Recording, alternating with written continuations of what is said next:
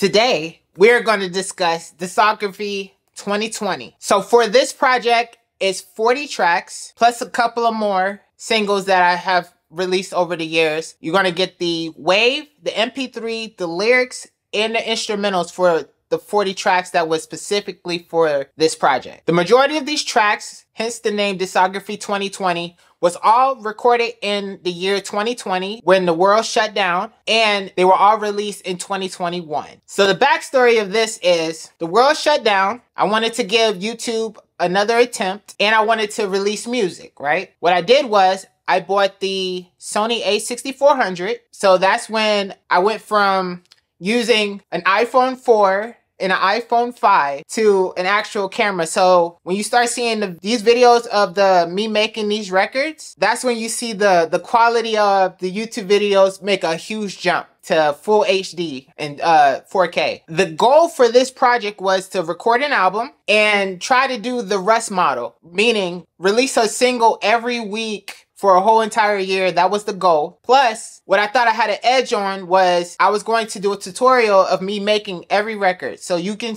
watch these tutorials on YouTube, songwriting tutorials of me explaining the topic and how I approach the writing for each record. The tutorial basically starts off with me giving you advice of songwriting, like a tip, a tutorial, a tip, a quick tip, and then you get into the studio footage and of me recording the record, and in between I am explaining my theory of writing, insight from me of how I'm approaching records. So if you want to learn how to write a song, I give you like the blueprint, my blueprint of how to do so. Now, with that said, I do want to say this was a huge gamble and an experiment, but the goal was catalog. At this point, through all the eras from the Nothing to Lose, the Hustle Frat, the North Side of Atlanta, the True Rap, the Rhythm and Poetry, the Star Mellow, Zulu Era, first solo project not doing well at all. I wanted to give it another go, but I wanted to come up with a strategy and approach it different. We're finally on Spotify at this point because I released Rolling Through the City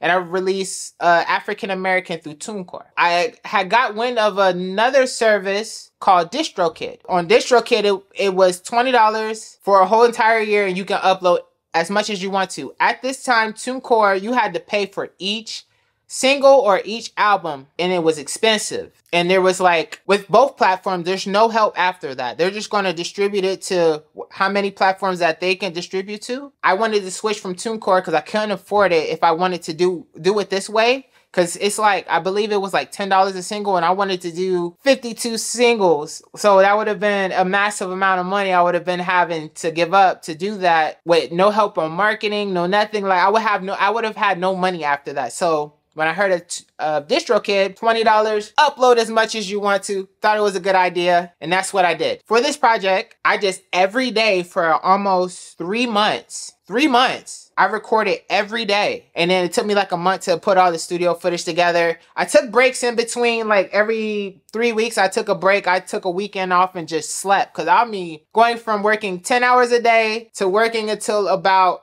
I want to say between 10 and midnight. I was only getting like maybe 4 hours of sleep in between this time. I knew the quality of music might suffer a little bit. So what I did was, the approach was to keep the song as simple as possible. So before this, I was trying to make the most elaborate beats, most creative beats ever. For this project, I knew that wasn't going to be possible going into it because of my prior experience with music. So the goal was keep it as simple as possible and go from there. Also, for this project, I started researching song structure. Because I felt like, okay, how do I keep these songs under 3 minutes? Because 3 minutes is radio, basically.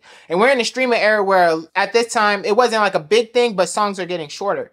So that's how I discovered what the pop structure was. Before this, making music, I did whatever structure I thought of sounded, or how the flow was just gonna go. I was winging it this whole time. There was no song structure whatsoever this whole entire time. So my whole career up to this point, there's no song structure. That's why in my earlier career, there's 16 bar verses, and then there's 12 bar verses and 8 bar hooks. And then it just went from 12 and 12, so 12 bar verses with 12 bar hooks. It's like I knew nothing about, I never studied song structure, which was a complete huge mistake. So that's why these songs in this structure that I'm currently using and from this project of what I learned is 8-bar verses, 4-bar pre, 8-bar hook, repeat over, bridge, hook again at the end, and song is done. We cut it off at 3 minutes. If there's more time that it can, to reach 3 minutes, I can do an outro. All the lyrics are typed up. I'm mixing and mastering everything back to normal, you know, getting back into my routine, getting back into my groove. Because I had suffered another failure and another loss with a computer. It's just, I have no luck when it comes to computers, y'all. What I'm talking about, it's hard to, you know, just come up with a couple $1,000s for a laptop. Like, I'm buying used laptops off of Mac of all trades, and I'm on my 3rd one now. Like, it's exactly. So yeah, so during this period I'm just writing the hook first. I'm always writing the hook first, record the hook first, and then going back and recording the verses, and I'm recording it every week. When a song came out,